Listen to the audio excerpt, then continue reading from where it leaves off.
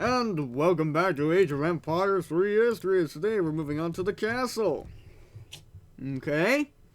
Game information. The castle is a defensive building that is much stronger than the tower. It can train artillery units and even act as a safe haven for villagers that need to be garrisoned out of harm's way. The castle is available in the Discovery Age and can be shipped using selected home city cards.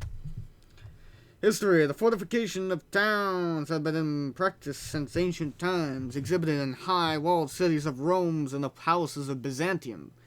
But in the 9th century, the feudal lords of Europe began to experiment with the castle, or fortified residence.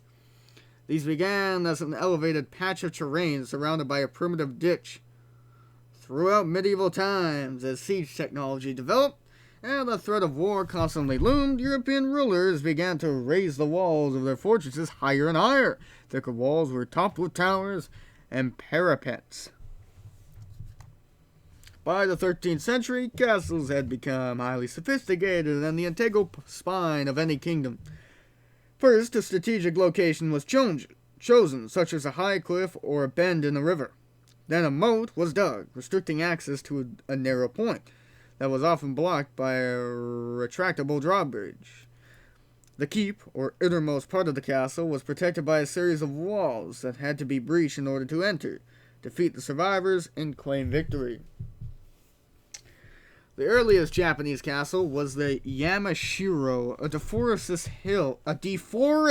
hill carved into a series of walls and courtyards. Each of the horizontal baileys gave defenders an open view of the battlefield.